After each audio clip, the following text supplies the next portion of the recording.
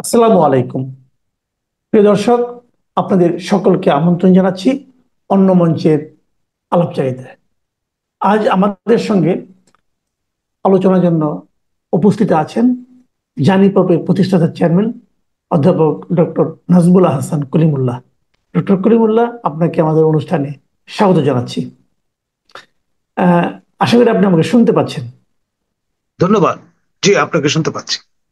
Doctor Kalimullah, আমরা একটু উম, বেশ মাঝখানে একটা লম্বা বিরতি দিয়ে আপনার সঙ্গে মিলিত হচ্ছে। মাঝখানে পবিত্র ঈদ গেল, ঈদের পর একটা লম্বা বিরতি ছিল, কিন্তু এর মধ্যে দেশের মানুষের রাজনৈতিক চিন্তা ভাবনা কিন্তু থেমে থাকেনি।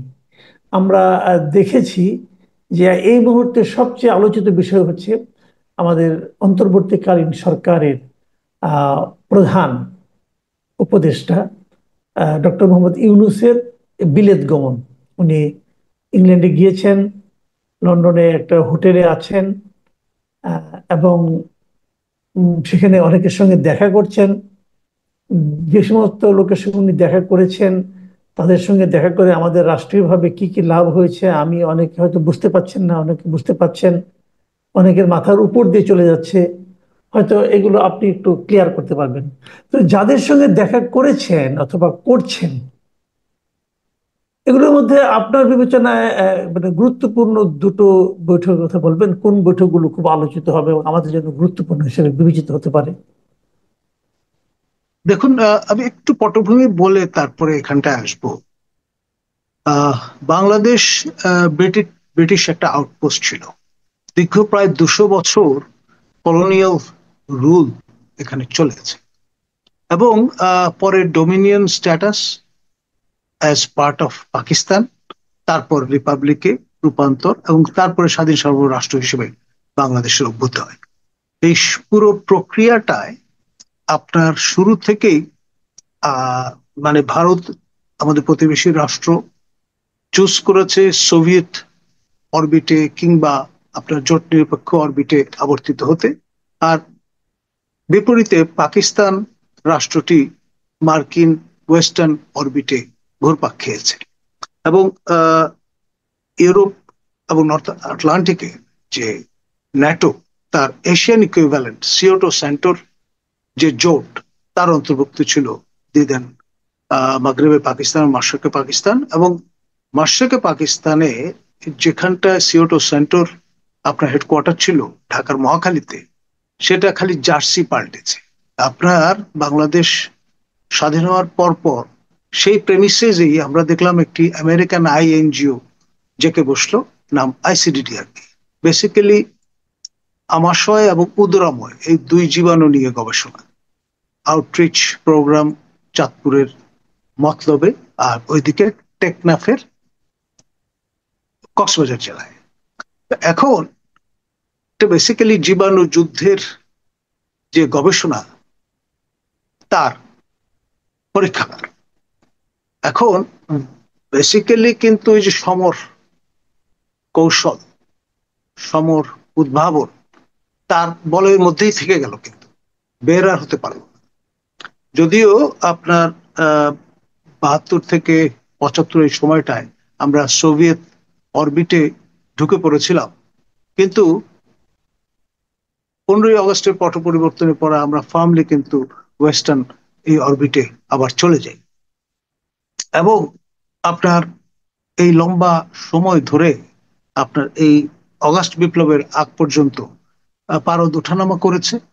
এবং ঐতিহাসিকভাবে যেহেতু ব্রিটেনের কলোনি ছিল বাংলাদেশ, সেই জন্যে মার্কিনিরা সিভিল সার্ভিসের যে বিষয় আশয়গুলো, সেগুলো দেখাশোনা, মেন্টরিং এর দায়িত্ব দিয়েছিলেন ব্রিটেনকে।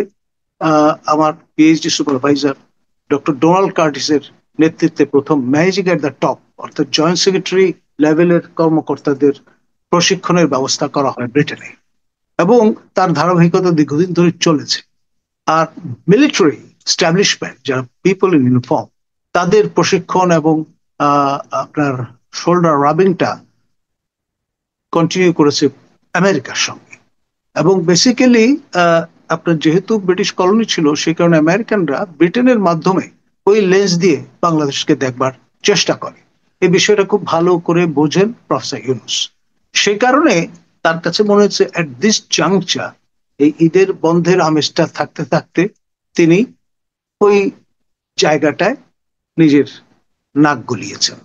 সঙ্গে বগল দাবা করে নিয়ে গেছেন দুদকের সম্মানীয় চেয়ারম্যান মহোদয়, বাংলাদেশ ব্যাংকের সম্মানীয় গভর্নর এবং সবার পরিচিত রজার ওরফে খলিল রহমান, যিনি কানেকটিভ কার্ড নিবাসী ব্যক্তি, বর্তমানে হাই রিপ্রেজেন্টেটিভ এবং honourable security adviser to chief adviser. এবং তাদের সঙ্গে আমাদের সবার প্রিয় লামিয়া মোর্শেদও আছেন।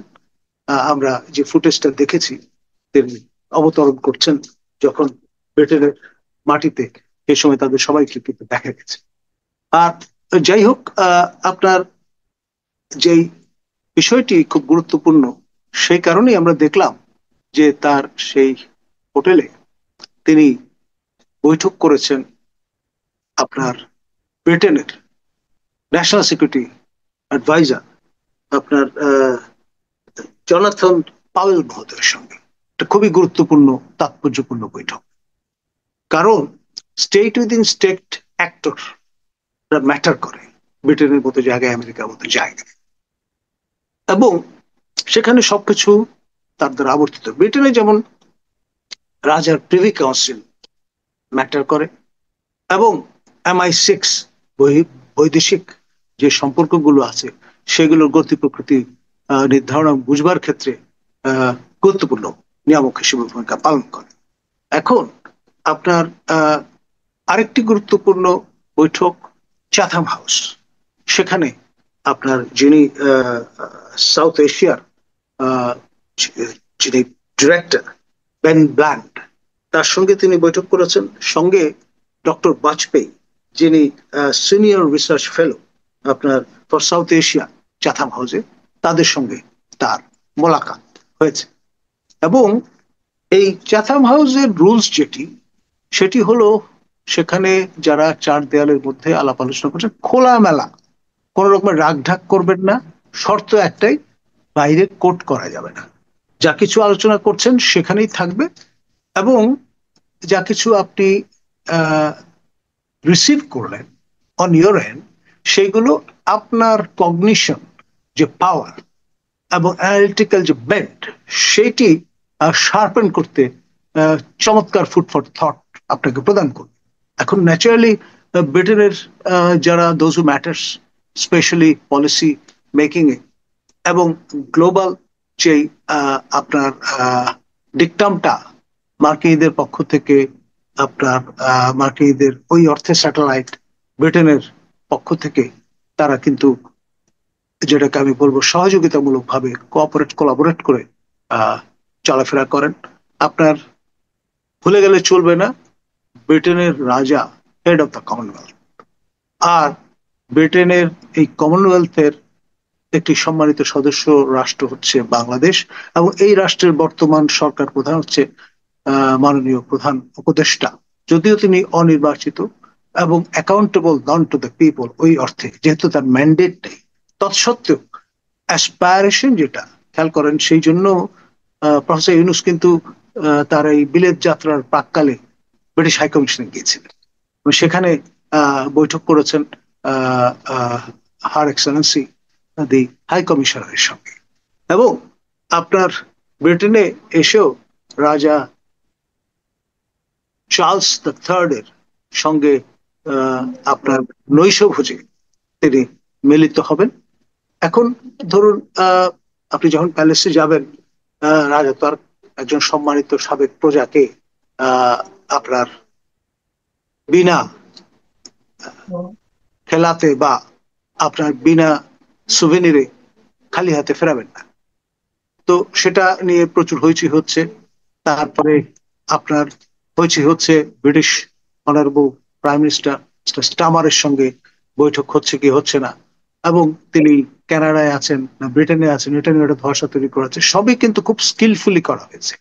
প্রফেসর ইউনূস চমক দিতে ভালোবাসেন, বড় মাঠের খেলোয়াড়। আপনার কবওয়েব যেটা তৈরি করা হয়েছে, এটা খুব সিস্টেমেটিক্যালি ঠান্ডা মাথায় এবং সিমুলেশন গেমের মতো। মনে রাখতে হবে, is the best marketing expert of the Asian continent. In general, south Asia parse and Bangladesh in particular. তার সঙ্গে এই প্যাকেজিং এবং মার্কেটিং এ কেউ পারবে না, এবং ডিসেপশনে সেরা মাস্টার বলা যেতে পারে তাকে। আপনি যতই যা কিছু ক্যালকুলেট করেন না কেন, তার কাছে আপনি কোনোভাবে পেরে উঠবেন না। এই ধরনের একজন অকুতোভয় এবং অপ্রতিরোধ্য পার্সোনালিটি। ধন্যবাদ। জি, আমি আপনার কথা বুঝতে পারলাম যে উনি অত্যন্ত চৌকস এবং বড় মাঠের খেলোয়াড়, যেটা আপনি বললেন। এখন এই বড় মাঠের খেলোয়াড় সামনে শুক্রবার দিন আমরা জানি যে তারেক রহমানের সঙ্গে একটা বৈঠকে মিলিত হবেন। তাহলে সেই বৈঠকের পরিণতি সম্পর্কে আপনার মূল্যায়নটা কি? এই বৈঠকটা আসলে দেখুন, আমি যতটুকু জানি যে প্রধান উপদেষ্টার পক্ষ থেকে আগ্রহটা দেখানো হয়েছে, এবং তারেক রহমানের পক্ষ থেকে তার তার দল এবং রীতিমতো তার যে স্থায়ী কমিটি সবাই মিটিং করে তারা অনুমোদন দিয়েছে যারা বৈঠকে বসতে পারে। এখন আমরা যতটুকু জানতে পেরেছি এর মধ্যে, সেটা হলো যে মূল বিরোধটা হলো যে প্রকাশ্য যে বিরোধটা, সেটা হলো গিয়ে যে তাদের মধ্যে নির্বাচনের তারিখ নিয়ে। আবার অনেকে এমনও ইঙ্গিত করছেন যে নির্বাচনের তারিখটা আসলে এটা একটা ব্যাপার তো বটেই, তার বাইরেও আরো কিছু বিষয় থাকতে পারে যেখানে এই আলোচনা হবে। তো আপনার কাছে যে প্রশ্নটা আমি জানতে চাই সেটা হলো যে সম্ভাব্য আলোচনা কি কি নিয়ে হতে পারে, এবং এই আলোচনার ফলাফলটা কি দাঁড়াতে পারে। দেখুন, সকাল 9টা থেকে 11টা এই টানা 2 ঘন্টা ওয়ান টু ওয়ান মিটিং, আর কেউ কিন্তু থাকবেন না সেখানে। এখন অনেকের ধারণা যে প্রফেসর ইউনূস আপনার যেহেতু দুদে বিচক্ষণ এবং সিনিয়র একজন অ্যাক্টর, তিনি ইন এ ওয়ে আপনার মস্তক নুয়ে আগ্রহ দেখিয়ে এই বৈঠকে বসছেন এমন একটা দিনে যেদিন তার শেষ দিন ব্রিটেন সফরের, খেয়াল করেন। তার মানে 12 তারিখ বা 13 তারিখ সকাল পর্যন্ত বিএনপি ঘরানার মানুষজন কিন্তু বিরত থাকবেন, কোন রকমের ঝই ঝামেলায় যাবেন না, যেটি আওয়ামী লীগের লোকজন বা হাসিনার সমর্থকরা করছেন। আপনার সিরাজগঞ্জের সাবেক অনারেবল মেম্বার অফ পার্লামেন্ট আপনার হাবিবে মিল্লাতের নেতৃত্বে আমরা যেটা দেখলাম। এখন আপনার আপনি নিশ্চয়ই ভুলে যাননি, বেশি দিন হয়নি সাবেক প্রধানমন্ত্রী আপনার শেখ হাসিনা ব্রিটেন সফরের সময় বিএনপির যুক্তরাজ্য সভাপতি এবং ম্যাডামের উপদেষ্টা মালেক মহোদয় যে বিপুল পরিমাণ মোবিলাইজেশন করতে সক্ষম হয়েছিলেন, স্মরণকালের সেরা আপনার প্রতিবাদ, সেটি যদি আবার যুক্ত হয় এই আওয়ামী ঘরানার আপনার এজিটেটরদের সঙ্গে, তাহলে কিন্তু মাথা সেখানেই কাটা যাবে, দেশে আর সসম্মানে মাথা উঁচু করে ফেরা হবে না। এইসব হিসাব নিকাশ নিশ্চয়ই তিনি করে নিয়েছেন। এক, আর এখানে লাভ ওনার, যেহেতু তিনি বাঘের পিঠে চড়ে আছেন, বাঘের পিঠ থেকে নামা সবচেয়ে কঠিন কাজ, এবং এটি অনারেবল তারেক রহমানের সহায়তা ছাড়া কোনো অবস্থায় সম্ভবপর নয়। আপনি নিশ্চয়ই মনে আছে আপনার প্রথম অন্তর্বর্তী সরকারের যিনি মাননীয় প্রধান উপদেষ্টা ছিলেন, মহামান্য রাষ্ট্রপতি হিসেবে যিনি দায়িত্ব পালন করেছেন, জাস্টিস শাহাবুদ্দিনের সরকারে তারা ঠিক 90 দিন ফ্রেমওয়ার্কে কাজ করেছেন, এবং সেরা একটা নির্বাচন আমাদের নির্বাচন ইতিহাসে সেটি উপহার দিয়ে বাড়ি চলে গিয়েছিলেন, এবং নেগোশিয়েট করেছিলেন এক্সিট রুট। সরাসরি নিজে কোন রকমের ঘনিতা করেননি, তিনি বলেছেন যে ভাই, আমাকে আমার অমল ধবল চাকরিটি ফিরিয়ে দিতে হবে। তো সবাই বলেছে যে তাহলে আপনাকে তো আপনার সংবিধান সংশোধন করার প্রক্রিয়ায় যেতে হবে। তখন উনি গো ধরেছেন যেভাবে হোক সেটি করতে হবে। কবি মোহাম্মদ সামাদের ভাষায় একটা ভৃত্য মানসিকতা হয়তো তার ছিল, বরাবর তিনি চাকরি করতে চান, সেই কারণে শেষ অব্দি জাতিকে জিম্মি করে বসলেন। তিনি এই জাতির উদ্দেশ্যে ভাষণ দিয়ে বসলেন, বললেন যে আমার ওটার ব্যবস্থা করেন, আমি দ্রুত বঙ্গভবন ত্যাগ করতে চাই, এবং পাবলিক করে দিলেন বিষয়টা। তখন সবাই মিলে যেহেতু পূর্ব প্রতিশ্রুতি দিয়েছেন, তারা কিন্তু এই কাজটি করলেন এবং তিনি তার সেই অমল ধবল চাকরিতে ব্যাক করলেন। এটা ছিল এক ধরনের এক্সিট রুট নেগোশিয়েট করার বিষয়। আপনার পরবর্তীতে 111 সরকারের সময় ফখরুদ্দিন সাহেব এর নেতৃত্বে যে সরকার গঠিত হয়েছিল, সেখানেও কিন্তু এরকম একটি কাণ্ড ঘটেছে। আগে থেকে আগ বাড়িয়ে সাবেক প্রধানমন্ত্রী, সাবেক বিরোধী দলের নেত্রী শেখ হাসিনা, তিনি আপনার যে কাজটি করলেন, তিনি কিন্তু আপনার জানান দিয়ে দিলেন পাবলিকলি যে আমাদের সরকার, এই সরকার আমাদের সহায়তায় এসছে অনেকটা এরকম, আর আমরা এক্সিট রুট দিয়ে দেবো, গ্যারান্টিড। তো এই নিশ্চয়তা পেয়ে যা হওয়ার তাই হলো। নবম সংসদ নির্বাচনের ফলাফল কি দাঁড়ালো, এবং ওই রাতে, নির্বাচনের রাতে আমরা কিন্তু নিজেরা একেবারে স্ক্রিনের পাশে দাঁড়িয়ে দেখেছি বিভিন্ন জায়গায় আপনার টাকার বস্তা সহ জামাতের কর্মীরা, বিএনপির লোকজন, তাদেরকে আটক করা হয়েছিল এবং ফলাফল কি হয়েছে সেটা আমরা জানি। তো যাই হোক, সেটাও কিন্তু এক ধরনের নেগোসিয়েশন, বাঘের পিঠ থেকে নামার বন্দোবস্ত। আর এখন যে সরকারটি আছে, দ্বিতীয় অন্তর্বর্তী সরকার, তাদের জন্য এটা অতীব গুরুত্বপূর্ণ, কারণ ইতিমধ্যে পপুলারিটি তলানিতে চলে গেছে। এক, 90 দিনের ফ্রেমওয়ার্ক অনেক আগে অতিক্রান্ত হওয়ায় ব্যারিস্টার মাহবুদ্দিন খোকন বলে ফেলেছেন এটি অবৈধ কাজ করেছেন তারা। আবার আইএসপিআর যেই বিষয়টা প্রকাশ করে দিয়েছে, সাবেক প্রধান বিচারপতি এবং বিচারপতি দুজনই তাদের হেফাজতে থাকা ছিলেন। তো ফলে এই যে রেফারেন্স এবং সেটি যে ফুল বেঞ্চে বসা, এই সব বিষয়গুলো নিয়ে বিজ্ঞ আইনজীবী, মুসলিম লীগের সম্মানীয় সভাপতি অ্যাডভোকেট মোহসিন রশিদ ইতিমধ্যে নোটিফাই করেছেন এবং ডিট করে বসেছেন এবং চ্যালেঞ্জ করেছেন বিষয়টা। তো ফলে এক ধরনের গোঁজামিলে ব্যাপার কিন্তু এখানে পাবলিক স্ফিয়ারে চলে এসছে, বিষয়টা নিয়ে কথাবার্তা হচ্ছে। আর তারপরে পরপর দুটি ইনসিডেন্ট, আপনার নড়াইলে স্নাইপার রাইফেল ধরা পড়া, অগাস্ট বিপ্লবের একজন অন্যতম অগ্রসৈনিক, তার বাড়িতে বালিশের নিচে। আবার কুমিল্লায়ও কিন্তু ভিন্ন বাটের আবার এই ধরনের স্বয়ংক্রিয় অস্ত্র, সেটিও উদ্ধারের ফুটেজ আমরা সোশ্যাল মিডিয়াতে দেখেছি। তো ফলে এই যে স্নাইপারদের বিষয়টা যদি ফোরফ্রন্টে চলে আসে, আবার যে ইঙ্গিত করা হচ্ছে যে লস্করে তৈয়বার ইনভলভমেন্ট ছিল, ফলে ব্যাপারটা কি দাঁড়াচ্ছে, রিজিওনাল একটা রেমিফিকেশনে চলে যাচ্ছে। এমনি তো বাজারে কথাবার্তা আছে এটা কালার রেভলিউশন এবং জর্জ সোরস ফান্ডেড রেভলিউশন, এবং জর্জ সোরস মহোদয়ের পুত্র তিনি এসে আবার বিপ্লবের পরে যারা বিপ্লবী তাদের সঙ্গে ফটো সেশনও করে গেছেন, প্রফেসর ইউনুসের সঙ্গে বৈঠক করে গেছেন। ফলে দুয়ে দুয়ে চার মেলানোর কেউ যদি চেষ্টা করে, তাহলে কিন্তু দোষ দেওয়া যাবে না। আমি এই বিষয় নিয়ে কথা বললাম, মিথস্ক্রিয়ায় লিপ্ত হলাম, এই কারণে আবার আমাদের উপর মব করে হামলে পড়লে বিষয়টা আরো জোরদার হবে। মানে কেউ যদি এই কাজটা করেন, বোকামিটা করে ফেলেন, তাহলে কিন্তু মাঠে মারা যাবে সবকিছু, বিপ্লব থেকে শুরু করে যাবতীয়। এবং আমার দুঃখ হবে, আমার প্রিয় ছাত্র আবু সাইদ এবং মুগ্ধ দুজনের দুই প্রতিষ্ঠানেই কিন্তু আমি দায়িত্বে ছিলাম, সেই জন্য আমি আমি সবচেয়ে বেশি দুঃখ পাবো যদি জি, বিপ্লব করা যায়। একটা জিনিস আপনি বললেন একটু আগে যে বিচারপতি শাহাবুদ্দিন সাহেবের আমলে একটা আমরা অসাধারণ নির্বাচন পেয়েছি। আপনি নিজেও নির্বাচন নিয়ে পর্যবেক্ষণ করেন এবং এ ব্যাপারে আপনার প্রচুর অভিজ্ঞতা আছে। আমরা দেখলাম চেথাম হাউসেও কিন্তু বক্তব্য দেওয়ার সময় প্রশ্নের উত্তরে ডক্টর মোহাম্মদ ইউনূস বললেন যে জাতি একটা অসাধারণ নির্বাচন পেতে যাচ্ছে এবং ইতিহাসের সেরা নির্বাচন পেতে যাচ্ছে। ডক্টর ইউনূসের এই যে আশাবাদ, এই আশাবাদটাকে আপনি কতটুকু জাস্টিফাইড মনে করেন? আপনি কি মনে করেন সেরকম বাস্তবতা উনি তৈরি করতে পেরেছেন অথবা পারতে যাচ্ছেন? দেখুন, এটি যদি মানে বাস্তবায়িত করতে হয়, তাহলে প্রফেসর ইউনূসের 5 বছর সময় লাগবে।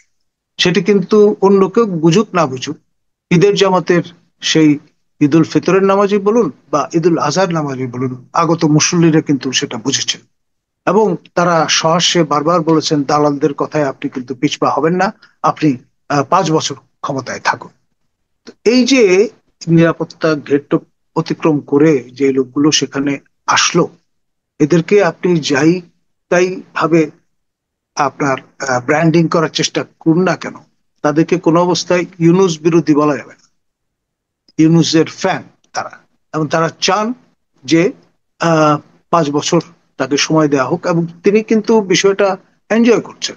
আল জাজিরার সঙ্গে সাক্ষাৎকারে তিনি কিন্তু এদের রেফারেন্স দিয়েছেন, এবং তিনি সম্ভবত আপনার সেই আহ মানব সভ্যতার উষালগ্নে গ্রিক নগর রাষ্ট্রে ফিরে গেছেন। তখন কিন্তু স্পার্টা, অ্যাথেন্সে সরাসরি প্রত্যক্ষ ভোটাভুটি হতো সবার সামনে। তো এখন ধরুন ইলেকটোরেট হিসেবে যদি আপনি ঈদের জামাতকে ধরেন, এবং এটা মুসলিম মেজরিটি কান্ট্রি, রাষ্ট্র ধর্ম ইসলাম, তাহলে কিছু বলার নেই। এবং তিনি কিন্তু কিস্তি টুপি মাথায় দিয়ে সপ্রমাণ করার চেষ্টা করেছেন।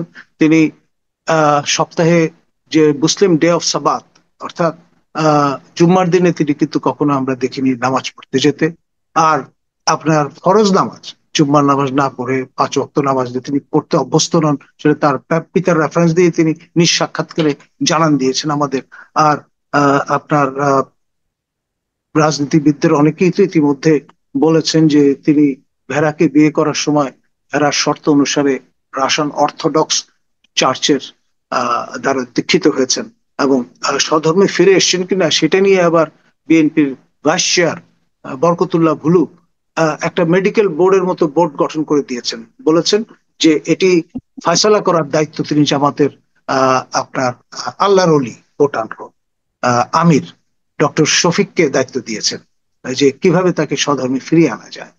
এইসব সমস্যাগুলো মাথায় রেখে 71টা দেশে কাজ করা একজন মানুষ, প্রতিবন্ধী মানুষ, বান কি মুনের দ্বারা আপনার ঘোষিত disability rights champion of the world, তিনি কিন্তু ঈদ উল ফিতরের সেই নামাজে শরিক হয়েছেন, এবং আপনার ঈদ উল আজহার এই নামাজেও গিয়েছেন, এবং একটা কম্পারেটিভ পিকচার আমাদেরকে প্রদান করেছেন পর্যবেক্ষক হিসেবে।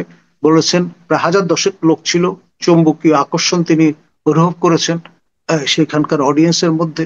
কিন্তু এইবার এসে দেখলেন 900-র বেশি লোক সেখানে উপস্থিত নেই, এবং দ্রুততম সময়ের মধ্যে তারা চলে যেতে উদ্গ্রীব ছিলেন।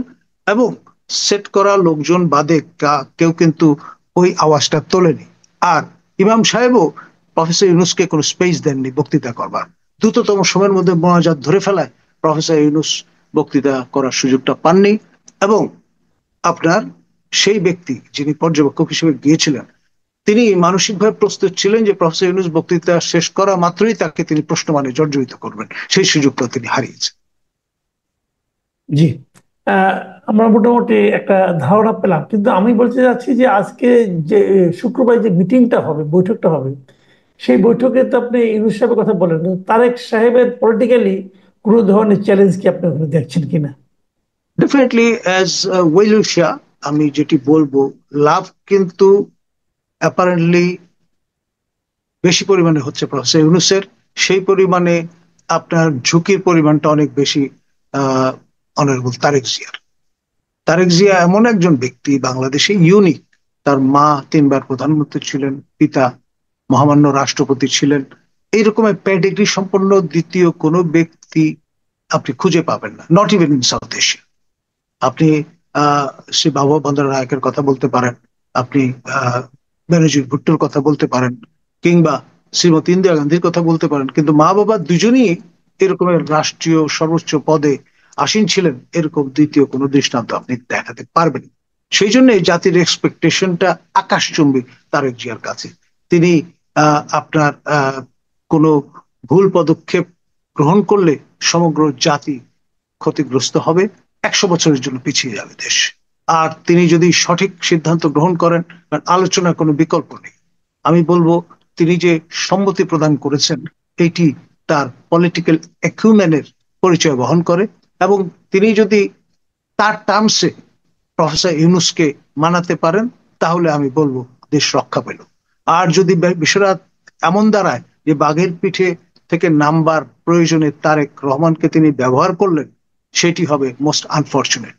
এবং এই রকমের একটি আনইকুয়াল আপনার ইকুয়েশনে বিএনপি কিংবা তারেক জিয়া পড়বেন তেমনটি আমি মনে করি না। All the best for both of the. জি, অনেক ধন্যবাদ জনাব নাজমুল হাসান কলিমুল্লাহ।